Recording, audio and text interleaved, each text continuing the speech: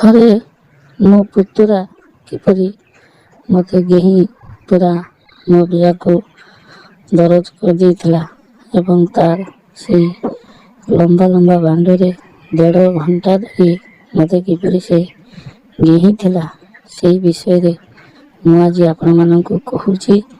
ଆପଣମାନେ ଭିଡ଼ିଓକୁ ଶେଷ ପର୍ଯ୍ୟନ୍ତ ଦେଖନ୍ତୁ। ନମସ୍କାର, ମୋ ନାମ ହେଉଛି ପ୍ରିୟା। ଆପଣମାନେ ଦେଖୁଛନ୍ତି ଆପଣଙ୍କର ପ୍ରିୟ ଚ୍ୟାନେଲ ପ୍ରିୟା ଟ୍ୟୁବ୍ ଚ୍ୟାନେଲ। ଏହି ଚ୍ୟାନେଲରେ ଆପଣମାନେ ହଟ୍ ଗେହାଁ ଭିଡ଼ିଓ ସବୁ ପାଇବେ। ଯଦି ଚ୍ୟାନେଲକୁ ଆଜି ପର୍ଯ୍ୟନ୍ତ ସବସ୍କ୍ରାଇବ୍ କରିନଥିବେ ତେବେ ଦୟାକରି ଚ୍ୟାନେଲକୁ ସବସ୍କ୍ରାଇବ୍ କରିବେ ଏବଂ ପାଖରେ ଥିବା ବେଲ୍ ଆଇକନକୁ ନିଶ୍ଚିତ ଭାବରେ ଚିପିବେ, ଯାହାଫଳରେ ଆମ ଚ୍ୟାନେଲରେ ଛଡ଼ାଯାଉଥିବା ଭିଡ଼ିଓର ନୋଟିଫିକେସନ୍ ସର୍ବପ୍ରଥମେ ଆପଣଙ୍କ ପାଖକୁ ଯିବ। ତ ଆସନ୍ତୁ ସମୟକୁ ନଷ୍ଟ ନକରି କିପରି ମୋର 15-16 ବର୍ଷର ପୁତୁରା, ଯିଏକି ମୋର ଦେଢ଼ଶୁରର ପୁଅ, ସେ କିପରି ମୋତେ ଗେହିଥିଲା 1.5 ଘଣ୍ଟା ଧରି, ମୁଁ ସେଇ ବିଷୟରେ ଆପଣଙ୍କୁ ଡିଟେଲ୍ସ କହୁଛି। ମୋର ପୁତୁରାର ବୟସ 15 କି 16 ହେବ। ମୋର ବୟସ ପାଖାପାଖି 25 ହେବ। ମୋ ସ୍ୱାମୀ ବାହାରେ ରୁହନ୍ତି, ତେଣୁ ସେ ଘରେ ରୁହନ୍ତି ନାହିଁ।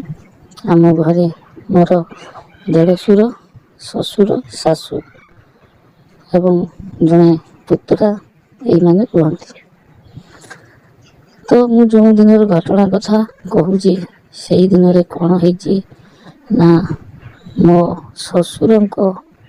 ଶ୍ୱଶୁର ଘରେ ଗୋଟିଏ ପ୍ରୋଗ୍ରାମ୍ ହେଉଥିଲା। ତେଣୁ ସେଇ ପ୍ରୋଗ୍ରାମରେ ଆମ ଫ୍ୟାମିଲିର ସମସ୍ତଙ୍କୁ ନିମନ୍ତ୍ରଣ ଥିଲା। କିନ୍ତୁ ସେଦିନ ମୋ ଦେହ ଆଦୌ ଭଲ ଲାଗୁନଥିଲା। ମୋତେ ଥଣ୍ଡା ଧରିଥିଲା। ତେଣୁ ସମସ୍ତେ ଯେତେବେଳେ ବାହାରିଲେ, ମୁଁ କ'ଣ କଲି ନା ମନା କଲି ଯେ ମୋ ଦେହ ଅସୁସ୍ଥ ଅଛି, ତେଣୁ ମୁଁ ଏବେ ଯିବି ନାହିଁ। ତେଣୁ ସେମାନେ ସମସ୍ତେ ଗଲେ, କେବଳ ରହିଗଲା ପୁତୁରା।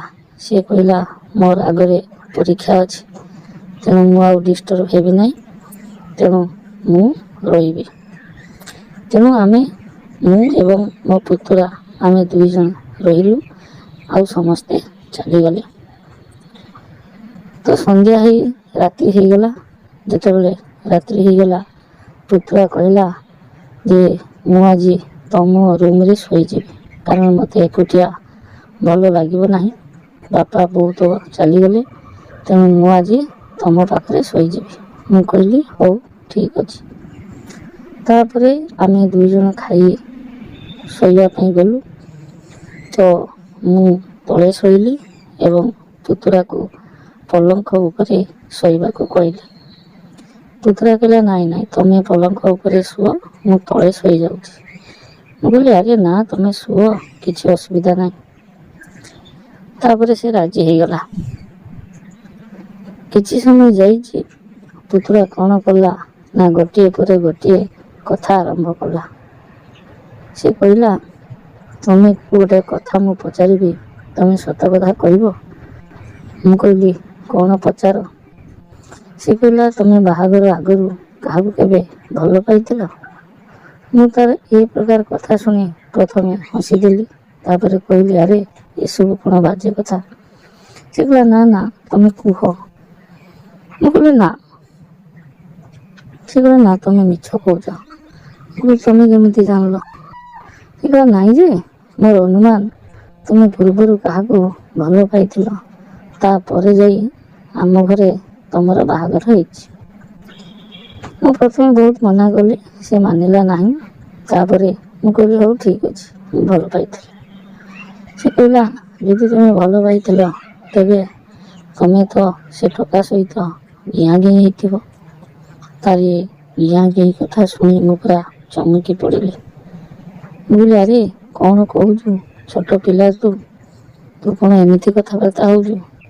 ସେ କହିଲା ଦେଖ ମୁଁ ଛୋଟ ପିଲା ନାହିଁ, ମୁଁ ବର୍ତ୍ତମାନ ମୋ ବୟସ 15-16 ହେଇଗଲାଣି, ତେଣୁ ମୁଁ ସବୁ ବୁଝିପାରୁଛି, ତମେ କୁହ।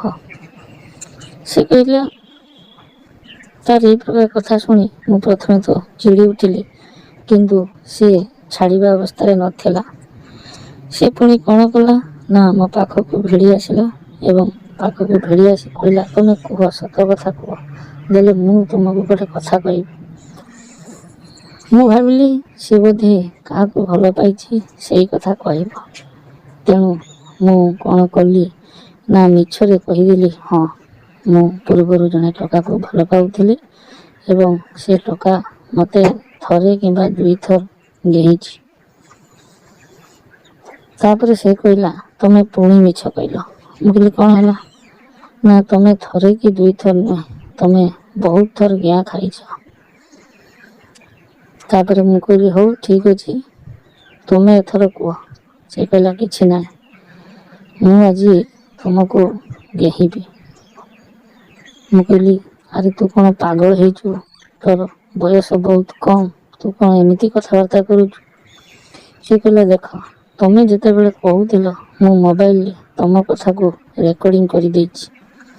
ତେଣୁ ମୋତେ ଯଦି ତମେ ଆଜି ଗେହିବାକୁ ନ ଦେବ, ମୁଁ ଏଇ ମୋବାଇଲ ରେକର୍ଡ଼ିଂ ସମସ୍ତଙ୍କୁ ଶୁଣେଇଦେବି। ମୁଁ ସେତେବେଳେ ବିପଦରେ ପଡ଼ିଗଲି। ମୁଁ କହିଲି, ସତ କଥା ତ? ସେ ତ କିଛି କହିନଥିଲା, କେବଳ ମୋ ପାଟିରୁ କଥା ବାହାର କରୁଥିଲା। ତେଣୁ ମୁଁ ମିଛରେ ତ କହିଦେଇଛି, କିନ୍ତୁ ରେକର୍ଡ଼ିଂ ହେଇସାରିଛି। ତେଣୁ ମୁଁ ଆଉ କ'ଣ କରିବି? ମୁଁ କହିଲି, ଦେଖ, ତମେ ଏମିତି ବଦମାସି କର ନାହିଁ, ଆଉ ଏମିତି କଲେ ମୁଁ ବହୁତ ଅସୁବିଧାରେ ପଡ଼ିଯିବି। ସେ କହିଲା, ମୁଁ ତ ତୁମକୁ କେବଳ ଗେହିବା କଥା କହୁଛି, ତମେ ମୋତେ ଥରେ ଗେହିବାକୁ ଦିଅ, ମୁଁ ଆଉ ଏ କଥା କାହାରି ପାଖରେ କହିବି ନାହିଁ। ମୁଁ କହିଲି, ଆରେ ତୁ ଛୋଟ ପିଲା, ତୁ ଗେହି ପାରିବୁ ନାହିଁ। ସେ ରାଗିଗଲା ଏବଂ ଚଟକିନା କ'ଣ କଲା, ତା ପେନ୍ଟିକୁ ତଳକୁ ଟାଣିଦେଲା ଏବଂ ତାର ସେ ଲମ୍ବା ବାଣ୍ଡକୁ ବାହାର କରିଦେଲା। ଯେ ମୋତେ ଦେଖେଇ କହିଲା, ଦେଖ, ଆଉ କେତେ ଲମ୍ବା ବାଣ୍ଡ ଦରକାର। ମୁଁ ଯେତେବେଳେ ତା ଭାଣ୍ଡଟିକୁ ଦେଖିଦେଇଛି, ମୋର ସେ ଭାଣ୍ଡ ଦେଖି ପୁରା ଆଶ୍ଚର୍ଯ୍ୟ ହେଇଗଲି। 15-16 ବର୍ଷର ପିଲା, କିନ୍ତୁ ଏତେ ଲମ୍ବା ଭାଣ୍ଡ ଏବଂ ମୋଟା ମଧ୍ୟ ହୋଇଛି। ତା ସେ ଭାଣ୍ଡକୁ ଦେଖି ସାରିଲା ପରେ ମୋ ଦେହ ପୁରା ଶୀତେଇଗଲା। ମୁଁ କହିଲି, ଆଜି ତାହେଲେ ଗିଆଁ ଗେହି ଭଲ ଭାବରେ ହେବ। ତାପରେ ସେ ମୋ ପାଖକୁ ଭିଡ଼ି ଆସି ମୋତେ ପଛପଟରୁ କୁଣ୍ଢେଇ ଧରିଲା ଏବଂ ମୋ ଗାଲରେ ଖାଲି ଚୁମା ପରେ ଚୁମା ମାରି ଚାଲିଲା ଏବଂ ତାର ଦୁଇ ହାତରେ ମୋ ଦୁଧକୁ ଚିପୁଡ଼ିବାକୁ ଲାଗିଲା। ଦୁଧ ଚିପୁଥାଏ ଏବଂ କହୁଥାଏ, ଦେଖ, ତୁମକୁ ଗେହିବା ପାଇଁ ମୁଁ ବହୁତ ଦିନ ହେଲା ସୁଯୋଗ ଖୋଜୁଥିଲି, କିନ୍ତୁ ସୁଯୋଗ ପାଇପାରୁନଥିଲି। ତୁମର ଯେମିତି ବଡ଼ ବଡ଼ ଦୁଧ ହେଇଛି, ସେ ଦୁଧକୁ ଦେଖି ମୁଁ ଆଉ ସମ୍ଭାଳି ପାରୁନାହିଁ। ତେଣୁ ଆଜି ମୁଁ ତୁମକୁ ଗେହିବି ଏବଂ ତୁମ ବିହାକୁ ପୁରା ଦରଜ କରିଦେବି। ଏହି କଥା କହି ସେ ମୋତେ ଟାଣି ନେଲା ଖଟ ଉପରକୁ ଏବଂ ଖଟ ଉପରେ ଶୁଆଇ ଦେଇ ମୋର ବ୍ଲାଉଜ, ମୋର ଶାଢ଼ୀ ସବୁକୁ ଖୋଲିଦେଲା। ମୋତେ ପୁରା ଲଙ୍ଗଳା କରିଦେଲା ଏବଂ ଲଙ୍ଗଳା କରିଦେଇ ସେ ଖାଲି ମୋର ସାରା ଦେହକୁ ଚାଟିବାକୁ ଲାଗିଲା। ତାର ଏମିତି ଆକ୍ଟିଭିଟିରେ ମୁଁ ବହୁତ ମଜା ପାଉଥିଲି ଏବଂ ମୋତେ ବହୁତ ଖୁସି ମଧ୍ୟ ଲାଗୁଥିଲା, କାରଣ ତାର ଯେମିତି ଲମ୍ବା ଭାଣ୍ଡ ଏବଂ ସେ ଯେମିତି ଆକ୍ଟିଭିଟି କରୁଥିଲା, ଏମିତି ଆକ୍ଟିଭିଟି ମୋ ସ୍ୱାମୀ ମଧ୍ୟ କେବେ କରିନଥିଲେ। ତେଣୁ ମୁଁ ମଧ୍ୟ ତାକୁ ଆଉ ବିରୋଧ କଲି ନାହିଁ। ତାପରେ ସେ କ'ଣ କଲା ନା ମୋ ବିହାରେ ହାତ ବୁଲାଇଲା ଏବଂ ମୋ ବିହା ଭିତରେ ଆଙ୍ଗୁଳିକୁ ପଶାଇ ବେଶ କିଛି ସମୟ ହଲେଇଲା। ସେତେବେଳକୁ ମୁଁ ପୁରା ଉତ୍ତେଜିତ ହେଇସାରିଥିଲି। ତେଣୁ ମୁଁ କ'ଣ କଲି ନା ତାକୁ ତଳେ ଶୁଆଇ ଦେଇ ତା ଭାଣ୍ଡରେ ମୋ ମୁହଁ ଲଗାଇଦେଲି ଏବଂ ତା ଭାଣ୍ଡକୁ ନିର୍ଦ୍ଧୁମ ଭାବରେ ଚୁଚୁମି ଚାଲିଲି। କିଛି ସମୟ ତା ଭାଣ୍ଡକୁ ଚୁଚୁମି ସାରିଲା ପରେ ସେ କହିଲା, ତମେ ଶୋଇପଡ଼, ମୁଁ ତୁମକୁ ବର୍ତ୍ତମାନ ଗେହିଦେବି। ଏହି କଥା କହି ସେ ମୋର ଦୁଇ ଟାଙ୍ଗକୁ ଉପରକୁ ଟେକି ଧରିଲା ଏବଂ ତାର ସେହି ଲମ୍ବା ଭାଣ୍ଡକୁ ମୋ ବିଆ ଭିତରେ ପଶାଇ ଦେଲା। କଚ୍ କଚ୍ ଖପ୍ ଖପ୍ କରି ଡେଇଁ ଚାଲିଲା। ପାଖାପାଖି 20ରୁ 25 ମିନିଟ୍ ପର୍ଯ୍ୟନ୍ତ ଲଗାତର ଭାବରେ ସେ ସେମିତି ମୋତେ ଡେଇଁ ଚାଲିଲା। କିନ୍ତୁ ଟକାର ବାଣ୍ଡରୁ କୌଣସି ପ୍ରକାରେ ରସ ବାହାରୁ ନଥିଲା। ମୁଁ ଜାଣିନେଲି ଟକାର ବହୁତ ଶକ୍ତି ଅଛି।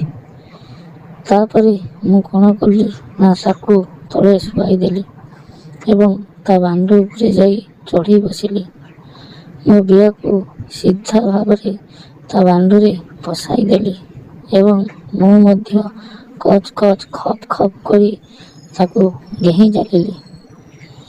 25ରୁ 30 ମିନିଟ୍ ଡେଇଁ ସାରିଲା ପରେ ତା ବାଣ୍ଡରୁ ରସ ବାହାରିଗଲା। ସେତେବେଳକୁ ମୋ ବିଆରୁ ରସ ବାହାରି ସାରିଥାଏ। ତାପରେ ସେ ନିସ୍ତେଜ ହେଇଗଲା। ମୁଁ ମଧ୍ୟ ତାକୁ କୁଣ୍ଢାଇ ଶୋଇପଡ଼ିଲି। ପୁଣି ଘଣ୍ଟେ ଯାଇଛି, ଟୋକାର ବାଣ୍ଡ ପୁଣି ଉଠିଲା। ସେ କହିଲା, ମୁଁ ପୁଣି ଗେଇବି। ମୋ ବିଆ ସେତେବେଳକୁ ଦରଜ ହେଇସାରିଥିଲା। ମୁଁ କହିଲି, ଆରେ ଏମିତି ଗେଇଲେ ତମର ଦେହ ଖରାପ ହେବ। ସେ କହିଲା, ମୁଁ ଆଜି କିଛି ଶୁଣିବି ନାହିଁ। ତମକୁ ଆଜି ପାଇଛି ମାନେ ଏଭଳି ସୁଯୋଗ ମିଳିବ ନାହିଁ। ଆଜି ମୁଁ ରାତି ସାରା ମନ ଇଚ୍ଛା ତମକୁ ଗେଇବି। ଏଇ କଥା କହି ପୁଣି ସେ ମୋତେ ସେଦିନ ରାତିରେ ଗେଇଥିଲା। ଟୋଟାଲ ସେଦିନ ସେ ମୋତେ 3 ଥର ଗେଇଥିଲା। ତ ଏସବୁ ବିଷୟରେ ମୁଁ ପରବର୍ତ୍ତୀ ଭିଡ଼ିଓରେ ଆପଣମାନଙ୍କୁ କହିବି। ଭିଡ଼ିଓଟିକୁ ଶେଷ ପର୍ଯ୍ୟନ୍ତ ଦେଖିଥିବାରୁ ଆପଣମାନଙ୍କୁ ବହୁତ ଧନ୍ୟବାଦ ଏବଂ ଆପଣଙ୍କର ବାଣ୍ଡକୁ ଏବଂ ବିଆକୁ ମୁଁ ସଲ ସଲ କରେଇଥିବାରୁ ଆପଣମାନେ ମୋ ଚ୍ୟାନେଲକୁ ସବସ୍କ୍ରାଇବ୍ କରିବେ। ରହୁଛି, ପୁନର୍ବାର ଦେଖା ହେବ ଅନ୍ୟ ଏକ ଭିଡ଼ିଓରେ। ନମସ୍କାର।